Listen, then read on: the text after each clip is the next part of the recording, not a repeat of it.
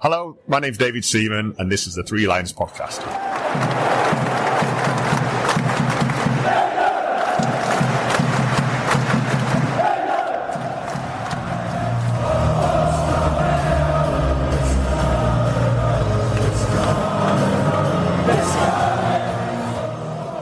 Hello and welcome to the Three Lions Podcast. My name is Russell Osborne. This is an independent England football supporters podcast. I hope it finds you well. It may be December, but still international matters to discuss. The Lionesses winning 8-0 against China in the third of their homecoming series. That was a good Saturday afternoon. Come evening at Wembley. I recorded the preview to that with Zoe from the Lionesses Den pub. We had a good chat. You can still catch that at your podcast provider of choice or freelionspodcast.com. Also, the World Cup draw is fast approaching. I'll be taking a look at that very soon. It's Friday the 5th of December. It'll be live on BBC Two, by all accounts, or on the FIFA website. But this episode, I've been looking at putting this one together for a little while. I just needed a little help from some of you in doing so. So thank you all for your contributions, and you'll see what I mean in a moment. Albania away on the 16th of November was Thomas Tuchel's 10th game in charge of England after being appointed on the 16th of October 2024. Of course, he only officially took over on the 1st of January of this year, with his first game being Albania at home on the 21st of March. His objective was twofold: to get us to the World Cup, and he's done that. He's done it with 2 games to spare. He now has to go on and win it next year. So the objective of this episode was, have your thoughts on him changed since that appointment back in October? Are you still on the fence? Or has he convinced you that the German way is better?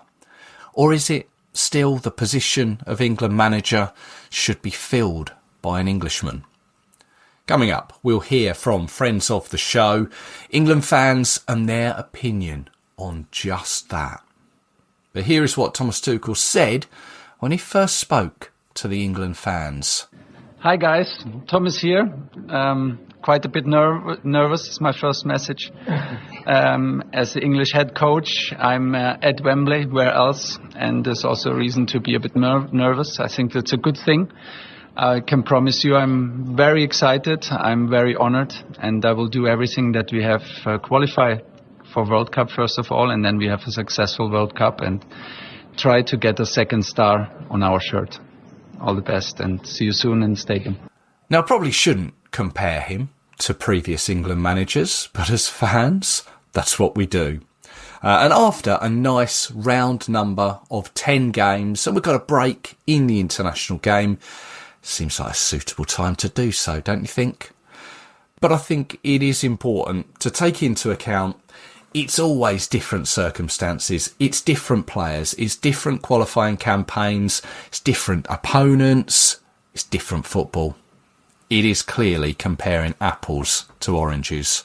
So take it with a pinch of salt. I think on the episode I recorded when he was appointed, I was very much on the fence, which is where you'll often find me.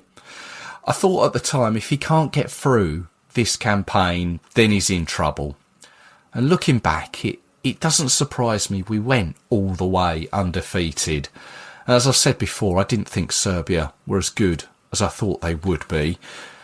But I certainly didn't see us going through without conceding, so that's certainly gone in his favour. Although clearly that's more down to the players on the pitch. And I will say what I said at the time, I'd prefer an English manager. But still a year on, I still don't really see any standout candidates that can come forward should Tuchel hand his hat in after the World Cup. If you look at the current Premier League, there's only Eddie Howe at Newcastle, Scott Parker at Burnley, and Sean Dyche at Nottingham Forest. So it's not the widest pool to pick from. Obviously, there's been calls for Howe in the past. Newcastle seem to have hit a bit of a wall of late. And then you look into the Championship. There are a few more English coaches in there. The one who's doing well is Frank Lampard at Coventry. Of course, former England player. He's managed in the Premier League before. Perhaps if he can take Coventry up and show his capabilities, then he needs to be in the considered pack. Maybe in a year or two. However the land lies in that time. But back to Tuchel. I think I'm warming to him a little more. I like his almost hardline approach, selecting players on merit. He doesn't appear to be standing for any one player being above the rest. Also, he's not afraid to speak out, as he did so. You remember the atmosphere at the recent game against Wales. We couldn't score the fourth one, the fifth one. The stadium was silent. We never got any energy back from the fans, and I think the players delivered a lot to get more from the stands. So you were expecting more from Wembley tonight, then? Yeah. What more can you give than 20 minutes, 3 goals, and the thing we're going and the way we attack Wales and then didn't let them escape, even of their own half, and had ball win after ball win after ball win, and so if you then hear for half an hour just Wales fans, it's a bit sad because I think the team deserved big support today. But can we win the World Cup? I'm still undecided. If the rumours of us playing Japan and Uruguay next March prove to be true, then I'll have more of an idea and an opinion. And looking at the way the pots are stacked for the World Cup, as always, there is a chance of a group of death. We could have a group stage of Colombia, Norway, and a playoff team. That could be strong. We could see what we're made of there. Or we could draw the Aussies, Algeria, and Haiti. It's too early to call at this moment in time. Like you, I'm hoping that we go deep into the tournament. But it may well be some time before we face a team of some real standard. I think it could well be the case. And his record as manager, it isn't faultless. 1 defeat in those 10 games against Senegal in June. That was squeezed between his first 3 games and his following 6. 3 goals in that 3-1 defeat at the City Ground to Senegal. They were the only goals conceded in those 10 games. And we put 25 in the opponent's net in that time. 9 of those via the head or foot of Harry Kane. But on the whole, I think it's been good to bettering football. Those early games under his watch, Albania and Latvia, they don't live long in the memory, it has to be said. But we do have to take into account those opponents. In those 10 games, we've played Andorra, Albania, Latvia, Serbia, Wales, and as I mentioned, Senegal. Whoever is in charge, with the greatest of respect, we shouldn't be losing to them with the players we have at our disposal. According to Transfermarkt, Thomas Tuchel has used 40 different players across those 10 games, and he has said he will contact every player left out of his latest squad to explain what they need to do to get back into the squad and stand a chance for the World Cup. Apparently it's a list of about 55 to 60 players. If we were to put Thomas Tuchel in a list after 10 games, he does come top, basically on goals scored. There's no prize for that, and I guarantee he wouldn't want one. But just behind him, with a very similar record, is Glenn Hoddle. He too won 9 of his first 10 games. Those teams, like Tuchel's, only conceded 3 in that time too. But that was just under 30 years ago. The only game Hoddle's side lost against was Brazil in the Tournoi. You remember that? It was a tournament in 1997 prior to the 98 World Cup held in France. But in those previous 9 games that Hoddle took charge of, his sides beat the likes of Italy twice, France and Poland, whilst also seeing off Moldova, Georgia and Mexico. And his teams, well, he had the likes of Beckham, Gaza, Sheringham and Shearer to play for him. And if you look a little closer to Thomas Tuchel's time, Gareth Southgate, his first 10 games, well, they began back in 2016. And it has to be said that if you are looking at that list of England managers after 10 games, Gareth doesn't come particularly high. He won 5, he drew 3 and he lost 2.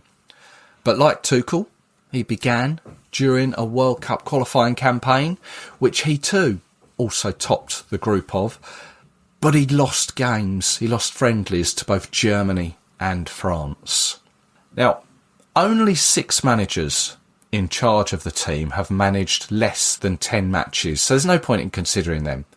And I'm not going to compare everyone, but if Tuchel's mandate is to win the World Cup, then we need to look at Sir Alf Ramsey, who of course did.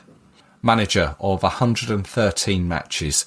His first 10 saw him lose his first 2, and only his first win came in game number 4. In total, he had 6 victories, 1 draw and 3 defeats. And 2 of those defeats were to Scotland. Can you imagine if Thomas Tuchel had lost twice to Scotland, home and away? Yeah. And obviously, Tuchel has come from foreign shores, and I'm sure you're well aware England have had 2 previous overseas managers, Sven and Fabio.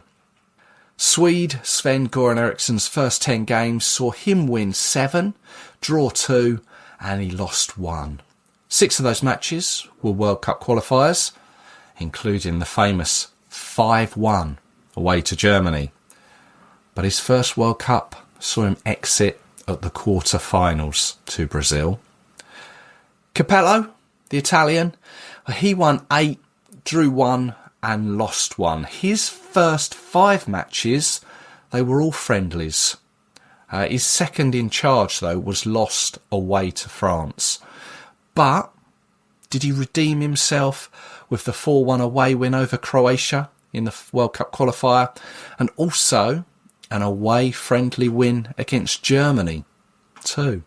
It's hard to weigh it all up, isn't it? But there's some of the facts.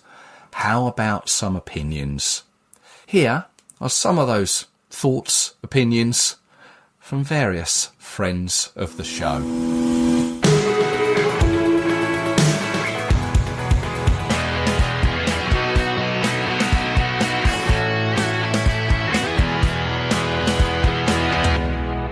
Let's have a chat with Gary from Channel England Football. Gary, you all right?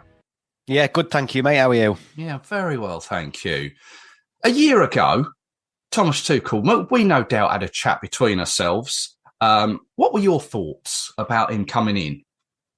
I wasn't bothered that he was a foreign manager. I mean, my preference right from the bat is always for England to go with an English manager. I think if the England FA aren't going to promote English managers, then who will? But at the same time, you know, I got it. His record speaks for itself. He's a winner at club level. I think the only thing I was a little bit worried about was it was going against what had been really successful for England over the past 10 years. And that was obviously what happened with Gareth Southgate promoting the under-21 manager. Lee Carsley had that period, didn't he, where he started off actually pretty badly, had a poor result against Greece, didn't he? Everyone was a bit like, maybe he's in over his head here.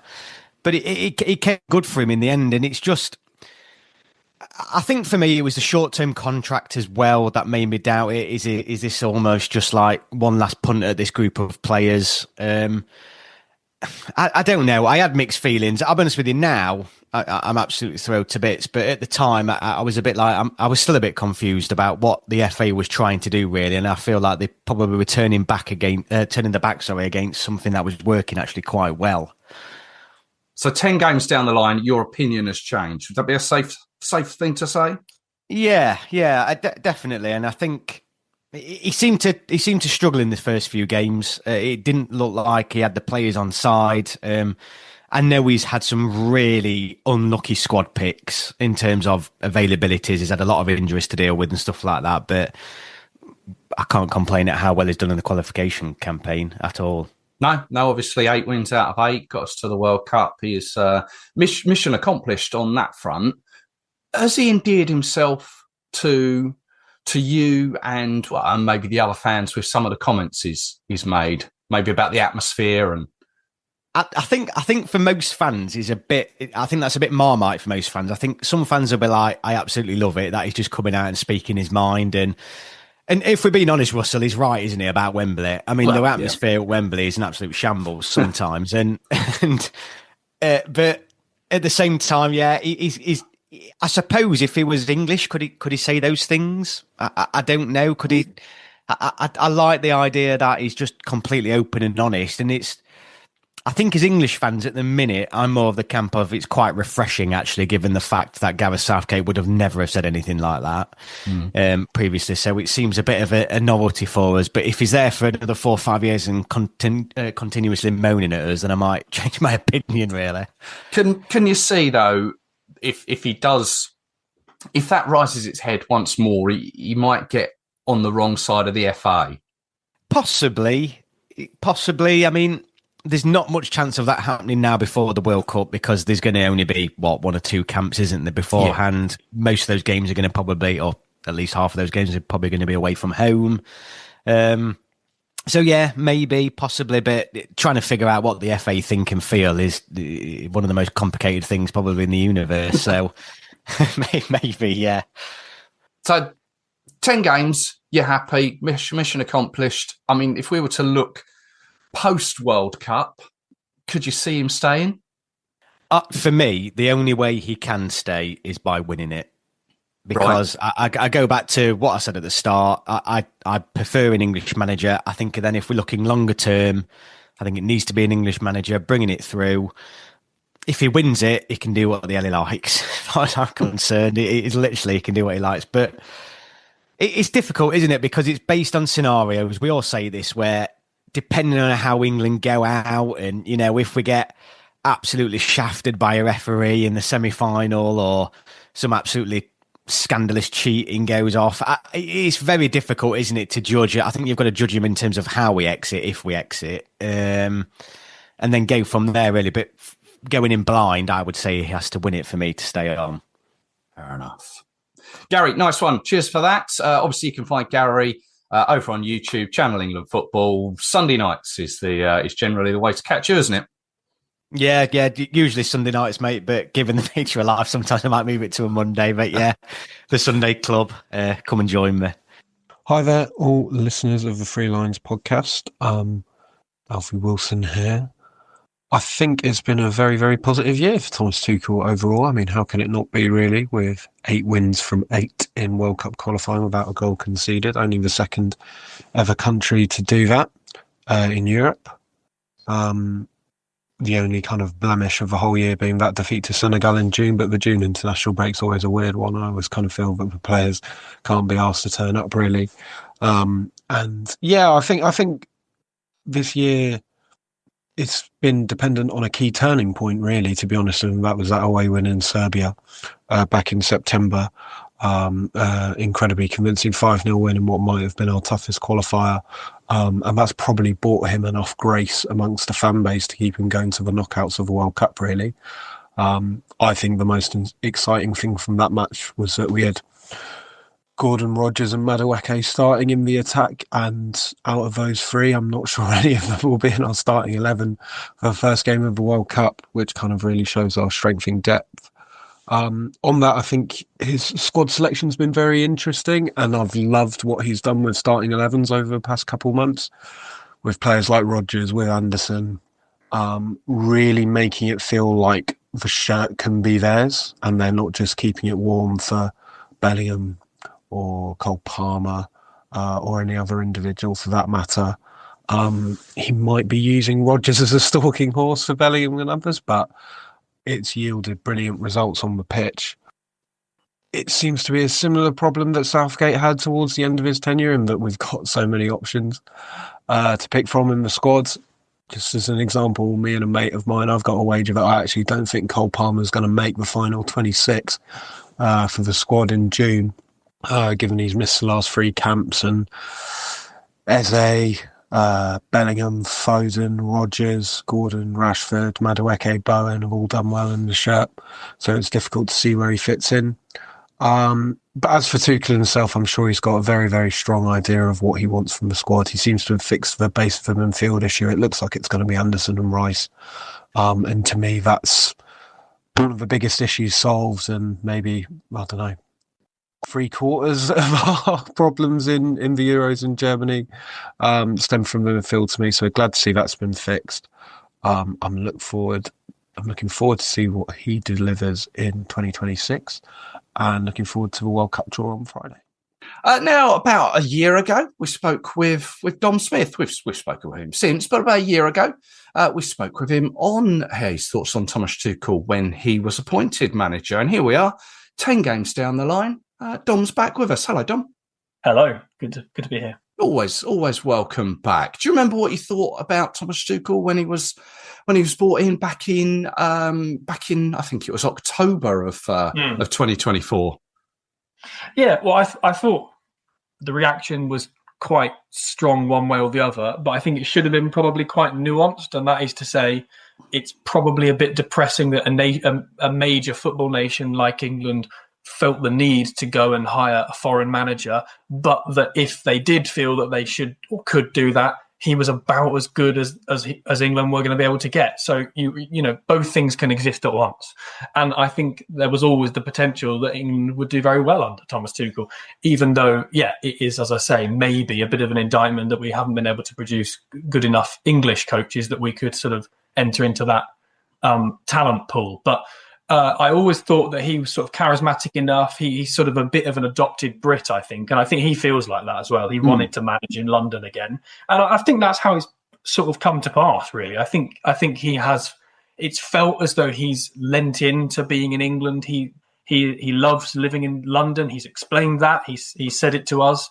And yeah, I think the football has been very impressive. It took a while to get going. The results were there early on, but maybe the performances weren't, with the small caveat, of course, that the teams England have been playing against don't necessarily allow you to play well. You're always going to have moments in a big knockout game against the Netherlands or France or Brazil, because they'll give you space, because there is more of a sort of end-to-end nature to a game like that. But yeah, as England have come through the group, even though the quality of opposition has stayed the same, the quality of football England have played, it's completely reasonable to say, has improved, hasn't it? I mean, England have looked better as the group's gone on. They haven't conceded a competitive goal since Lee Carsley, which bodes really well. I heard someone suggesting recently that it would be good that if England do concede a goal soon, because if you get to the World Cup and you concede in the opening game against Tunisia, then you're sort of spooked about what it might mean for you, and maybe it's a bit fatal for you. And I sort of do understand that, but I think it's just important that we take the positives. And England have been playing very well. Lots of players have been coming to the fore, and Thomas Tuchel does seem to be pleased with how it's going. How could he not be? Absolutely, yeah.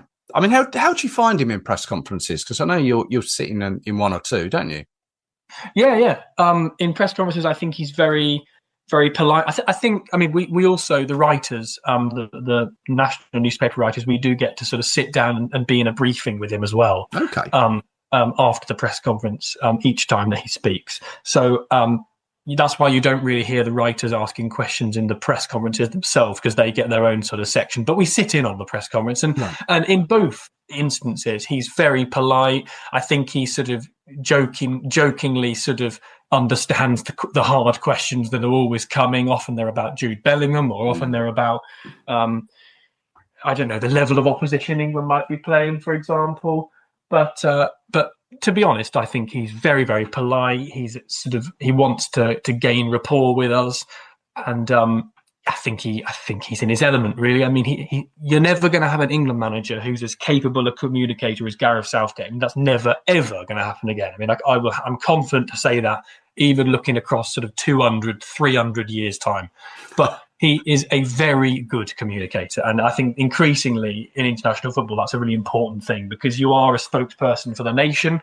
And also, England play so rarely, they play so few games a year. You are constantly going to be asked about your selection decisions, not only with squads, but also in games, within matches. So I think the job of an England manager, it does command a real clarity and an ability to communicate and inspire players, but also qualify your decisions.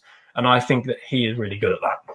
Yeah. So do you think you've seen a sort of, I know obviously he was here with Chelsea when he was in charge of them. So he's as you say, acclimatized to the English way of life and language. But obviously 10 games down the line for England, have you seen a change in him? I think the only thing I would say is maybe he's started to. I mean, the media is the sort of part of the job that I get to see him in most.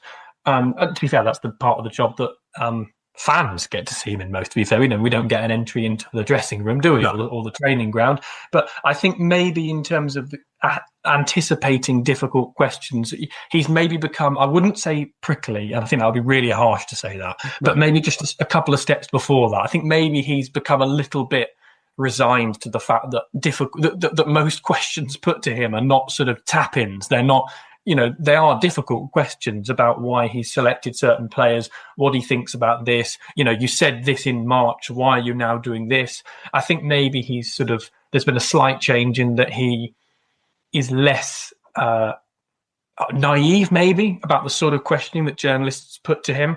But I don't think there's been much of a change. I think he absolutely loves the job, and I think he loved it in March when he first took a camp. I think he loved it even earlier than that, last October, when he was offered it and when he accepted it and spoke in that original press conference. I think he speaks now about the quality of players at his disposal, and you can really see that he's taken to international football, and the early suggestions when he was, really early on in his tenure, that he would just be in and out in 18 months, couldn't wait to get back into club football, and this was a stepping stone job. I think that's sort of fallen by the wayside a little bit. I think he could leave, after the World Cup. I mean, his contract is up, certainly then.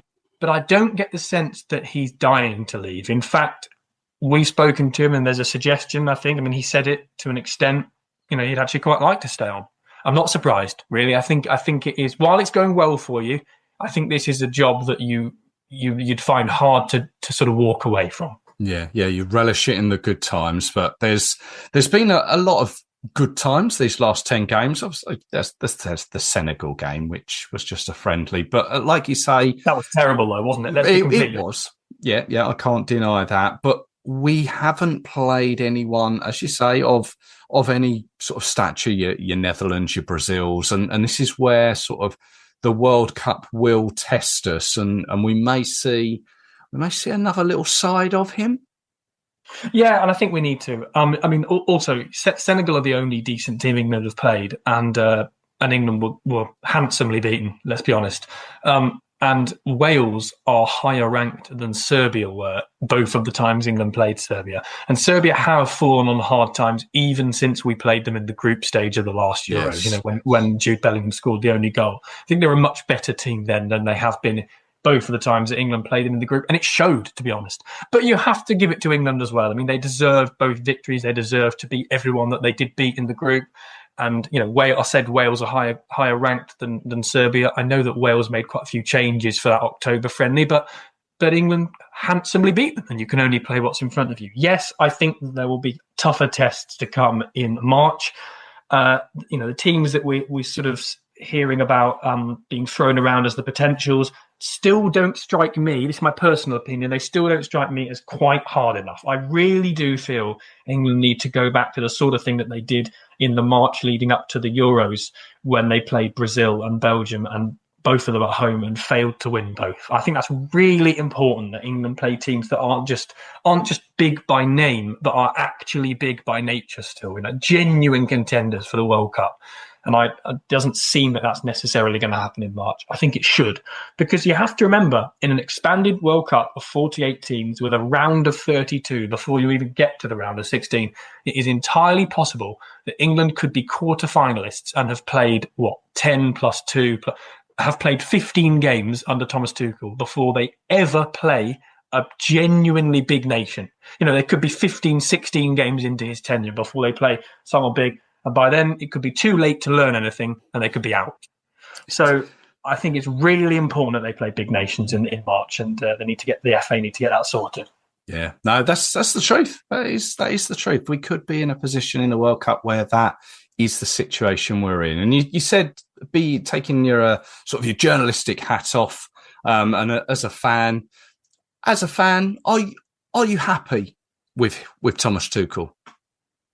I think this, it's a results-driven business, and you have to be. I mean, you watch him. Aside from the sort of journalistic side, if you're watching a TV interview that he gives to ITV, or you're listening on a press conference, he is very warm, and that's one side of it. He is very likable, very charismatic. The other side of it is, does his team play good football? Well, increasingly they do, and the third side of it, is it winning football? Well, as it stands against the level of opposition we're coming up against, and we've talked about that and the caveats, yes, it is a winning style of football. So you have to be happy. I am happy. Ticks all the boxes. Dom from the Evening Standard, Dom Smith, thank you very much for your time. Always appreciated. Let's chat again. Let's do it. Thank you very much. Yeah, a massive hello from Germany, from cold Germany. This is Marco, the German England fan. And yeah, my statement to the time of Thomas Tuchel, my opinion didn't change. I said in my first statement, it's for me a no-go to have a German coach for an English national football team. And my opinion didn't change until this moment. Yes, we had a very good qualification round, and we had 0 goals to us. And yeah, it was an easy going, but the opponents were not very tough and were not of high quality.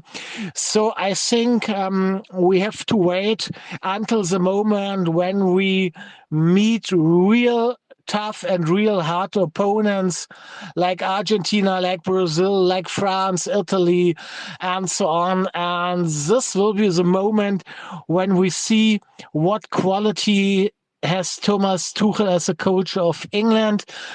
But after all, even if we win the World Championships, my personal opinion, I can't celebrate it as much as if we had an English coach for an English national team. That's my personal opinion. Perhaps nobody on a lot of fans or mates will not like my opinion, but that's it. And hopefully we win the World Cup, even with Thomas Tuchel. But after that, I hope that we will get another coach, an English one. Yeah, that's it. Massive, massive greetings to my brothers and sisters in England. And have a good time here, and see you soon. Bye. Okay, who have we got now? Let's go chat with Charlie Tidswell from the Gate 102 podcast. Hello, Charlie. Hi, Russell. You okay? I'm very well, thank you. Yourself? Yeah, all good, mate. Thank you. Yeah, good stuff. Obviously, you touch on Gareth Southgate for the Gate 102 podcast. Gareth's successor, full-time successor, because we don't want to disregard Lee Carsley totally. But is Thomas Tuchel. What were your thoughts when Tuchel came in? Well, I remember coming on the podcast last year and you asked me that exact question. I remember saying I was concerned about how he'd adapt to international football, because there is a big difference between club football, where you're the day-to-day basis, and then all of a sudden you go into international football. And then a year later, I think I've almost been proved wrong a bit, because I think he's adapted really well. I think he's done a really good job so far. I think if you look at like the March and June camps, it was a lot of uncertainty, I'd say. But I think that Serbia game's a turning point, and ever since then, I've been really convinced by what he's done. I think he's he's done a really good job, and he's adapted really well to what is a new environment for him. But I think it's one that he's thriving on so far. Obviously, we still, his goal is to win the World Cup. Qualification was the minimum, really, but he's done it really convincingly. 8 games, 8 wins. Don't know how many goals scored, but it's a lot. None conceded. Yeah, it's really a really good start. Do you have any concerns though? Because some people have said, we've only played the teams that we've played, your Latvias, your Andorras, and you mentioned Serbia, but were they really that good? I mean, do you have any concerns that when it comes to the bigger teams, how will he cope? I think it's one thing. The only concern I have is obviously we play quite a high pressing game. Tuchel's very keen on that. He wants his players to be aggressive in the press and very front foot. And my only concern is if we're playing against bigger and better teams, they might be able to play through that press. And that's something that Andorra aren't going to do. Whereas, say you're playing Spain and, you've got someone like Rodri who can play through that press, it can be hard. My only other concern, it's not really about Tuchel, but, when it comes to the World Cup next year, obviously the climate is going to be really hot.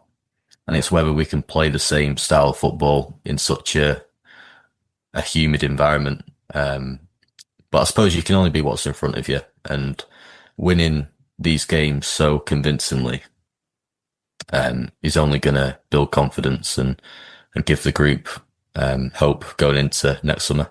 Yeah, I think one of his ideas or thoughts was better taking into account the high humidity and the temperature over in the States, which I think he may have had an input and say into why we're having those 2 friendlies in June over in, I think it's Miami way. I think he is conscious of that and getting acclimatized. We'd maybe hope that isn't such an issue when it comes to it.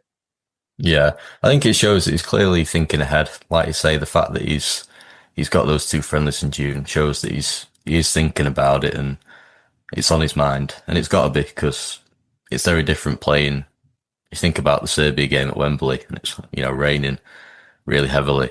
And, there's going to be a difference between that and playing in the US. So, but it's good that he's prepared. And I think that's something he's done really well. He's very focused on the job at hand. He prepares well. I think that's something that's really encouraging. Yeah, I think that's. I think is that a trait of the Germans? Is preparation, and I don't know if that's maybe, sweeping generalisation. But you mentioned about like the high press and maybe being caught out by the likes of Spain. Just going back to that Serbia home game, there was time in the second half where it was a bit back and forth, and they were coming at us at times. And I have to say as well, I think Latvia away, there were a couple of occasions where they caught us out. So I don't think that's an Achilles heel, but it's certainly something to be conscious of. Definitely, yeah. I think it's something that when we do play against these better teams, they might punish you. But at the same time, it's that high risk, high reward type thing. Because, if it works, then, the advantages of that is much better. But I think it's important that you've got a solid defence. And clearly we have, because obviously we've not conceded a goal during qualification. Obviously I know we conceded 3 against Senegal, but other than that, we've kept a clean sheet in every game since we lost against Greece. So, defensively, we're in a great place. I think that's the solid foundation, and having that defence will allow, you to play that high press and take a few more risks, and it allows the, I suppose, attacking players to just have that freedom and be expressive. And that's why I think qualification has gone so well. Obviously, you cover Gareth on the Gate 102 podcast. He was well known for his sort of off the pitch, I don't know, activities or ways of doing things which proved to be highly effective. Have you seen that with Thomas Tuchel as well? I think so as well. I think he's really built on what Southgate has built and what he's done. I think that you mentioned about concerns before. When he originally came in, one of my concerns was, is that culture that's taking years to build, is that going to be destroyed instantly? Because it only takes a bad appointment and that whole sort of culture and environment can be ripped apart. But if anything, he's built on what Southgate's done brilliantly. And the amount of times he's used the word, brotherhood for the players, making it feel a really good camp. I think I'm pleased he's done that, because I'm pleased he's built on what Southgate's done, because that was a fear of mine, thinking, is he going to take a step back? But if anything, he's taken a step forward, which I think is great. Continuity. I like that. Definitely. Charlie, thank you. As always, you can find Charlie and the Gate 102 podcast over at your podcast provider of choice. Cheers, Russell. Thank you. Steve Hopper here, presenter and producer of Football and a lifelong supporter of England. Tommy T, what do I think of Tuchel's appointment? Well, I had my doubts to start with. I still do, in all honesty. To go from Gareth Southgate, who was the epitome of what it meant to be an England player, an England manager, and an England fan. Heart and soul, and all the other buzzwords. And he, for me, was an incredibly successful manager. And I know a lot of people dispute what success really means, and they say, well, surely to be successful, you have to bring home some silverware. But for me, I think what it means to be successful is what he achieved. He's deserving of his Sir title. Not only did he bring fans together, he brought the team together in perhaps a way that we've never seen before. Yes, he also achieved, of course, 2 back-to-back European Championship finals. We'd never done that before. And, of course, he got us to a semi-final of the World Cup for the first time since 1990. He won us our very first penalty shootout in a World Cup ever, and many more plaudits that we could go on about. So for me, he was very successful. And to then go to not just any manager, but a German one, well, Thomas Tuchel was not a former England player. He's not an England fan. But he's a very successful manager, and he is very, very good at what he does. But could he do that for the England team? Well, look, his remit is not just to qualify us for the World Cup. And yes, he did it well. But we didn't have the most difficult path, did we, to get to the World Cup next year? We must remember that. And as I say, his remit is to win the World Cup, not just to get us there. So I still think it's open season. I still think that, for me, I'm not there yet. Do I have faith? Well, let's see what happens next year during the World Cup. I still don't know, I'm afraid. I'm still sitting on the fence. And I'm sure the FA will offer him an extension if he gets us to at least a semi-final. But for me, win or lose, he's gone. He must win that World Cup to be proved a success. And that's it. And that's where I sit on Tommy T. Okay, so you may remember back on that first episode, or that episode where we looked at Thomas Tuchel's incoming, we spoke with Kunal Sapat, Chelsea and England fan. He's back with us now. Kunal, hello there. Hello, how are you doing, mate? Yeah, all good, thank you. All good. Do you remember how you felt back then? Yeah, I mean, I guess anticipation, like, obviously we knew what he's done at club level, obviously at Chelsea and at other clubs, and knew he'd been a success with the clubs. But it was back then, seeing how that would translate to managing the England national team. And here we are now, many months down the line, and 9 games in. 10 games in, isn't it? We're now 10 games. Yeah, 10 games. Sorry, yeah. Well, we can forget one of the games. Maybe we can forget the Senegal game. Yeah. Like now we're at a sort of a better position to see how it works with England players and where we can go from here to the World Cup. I mean, so far I haven't been disappointed. I mean, the results, apart from that one friendly, have been spot on. And from what we can see from him, he's not afraid to try different things with the players, and he's not just picking the big names straight away. Yeah. I think he is working to try and find what works well for us leading to the World Cup. Obviously, there's been a lot of talk about the various players that have maybe he's brought in, or players that have been dropped. I mean, examples like Trent, he's not been picked for a while. There's been questions about other players as well.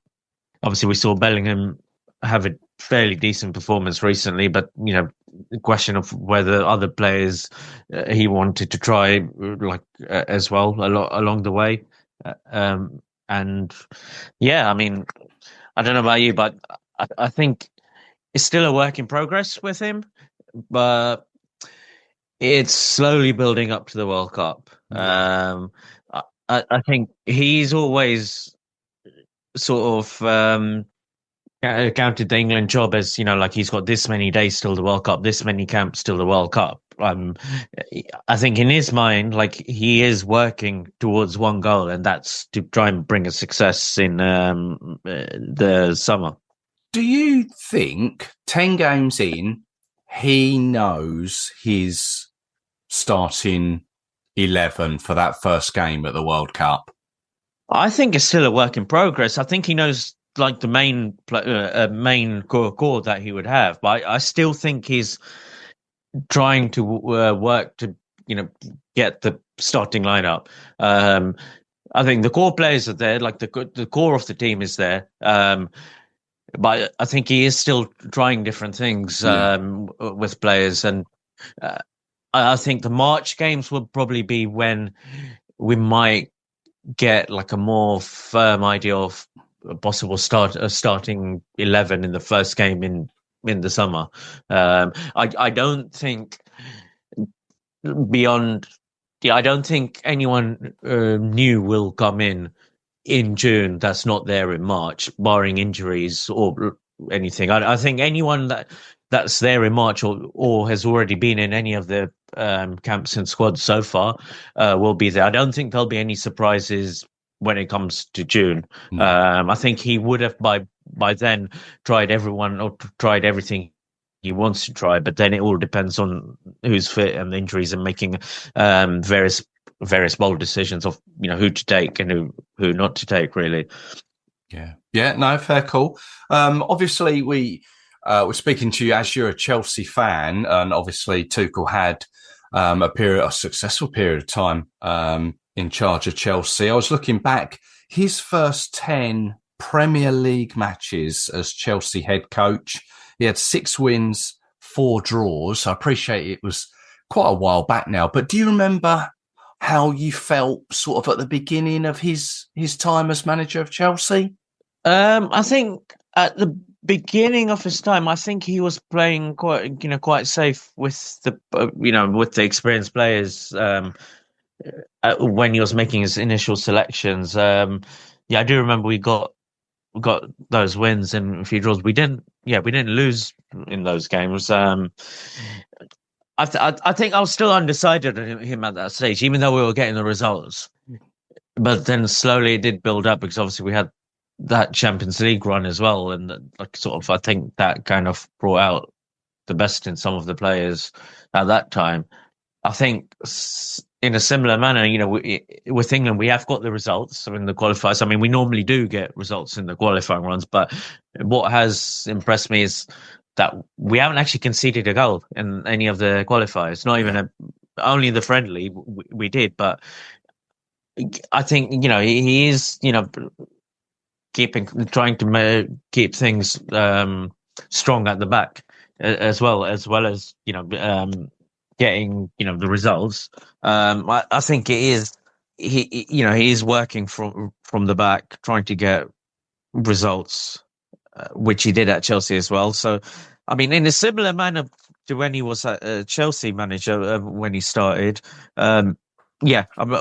Initially it was still undecided on him at that point, but he was getting the results, and that he was doing his job, and that's what we're getting now. Even if some of the wins haven't felt too exciting, we have got the results, and we have kept a clean sheets, and that's what we need. That's what matters, and that's what we hope to see. In the big games when it comes to the tournament. Absolutely. Kunal, thank you very much for your time. As always, let's speak again. Yep. Hi, Russell. Sam here. Hope you're doing well.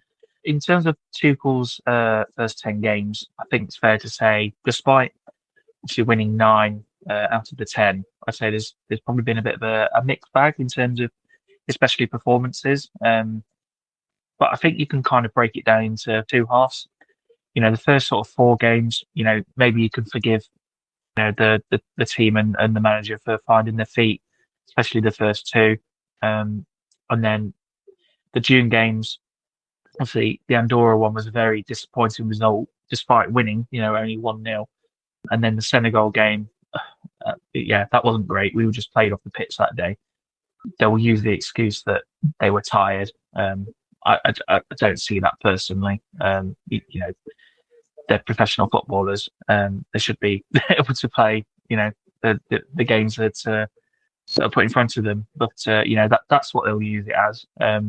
Experimenting and trying to find out, what players can play what position. And then I think maybe from Serbia away onwards, because again, Andorra at home, we all expected it to be a lot more, but Andorra aren't the whipping boys they used to be. Really, they're actually an okay side now. So maybe from Serbia onwards is when we started to see, maybe the way that Tuchel wanted to set up and the players he wanted to use.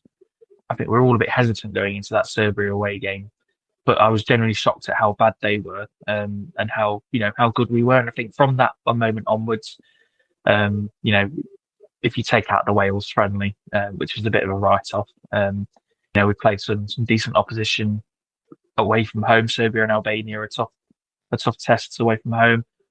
We've come out of the qualification period without conceding a goal. Got the record for a European side in qualifiers, winning all 8. So there's not much more you can expect, really. Probably a poor start, but finished well is probably how I would sum it up. I think I was genuinely excited for Tuchel to come in. Then again, the first few games, maybe I was a little bit hesitant about it. His comments after the Wales game didn't go down well with supporters, but I think we all saw the funny side of it in Latvia and laughed it off and moved on from that.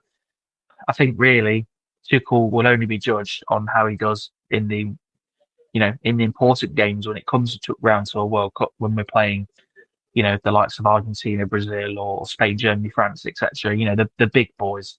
I guess that's the difference, really, is getting over the line, when it really matters. So that will be the key difference. Of course, Tuchel has, tournament experience in getting through major competitions like the Champions League. So, hopefully that will come into fruition.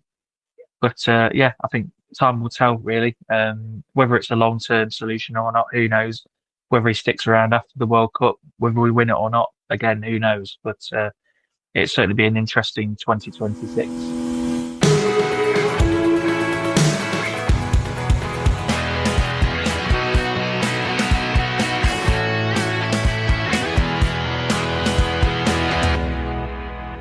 Thank you to everyone there. Some interesting thoughts and observations. How do you feel about Thomas Tuchel now? Or does it still come down to what happens next summer? Let me know. Thank you, as always, for listening. It's always appreciated. I hope you enjoyed it. Don't forget, you can contact the show. Should you want to, just drop me a line on the socials. Just search at 3 Lions Podcast, or you can email me, 3lionspodcast@gmail.com. Just if you want to chat, say hello. Always open to that. And as I mentioned at the beginning, the draw for next year's World Cup is coming up. It takes place on the 5th of December. 5 p.m. UK time. We are in pot 1. Now, the match schedule, times, locations will be released the following day. So once that's all announced, I will be back with you looking at all of that. Maybe you can let me know who you'd like to face or avoid. So until then, take care of yourselves. Cheers.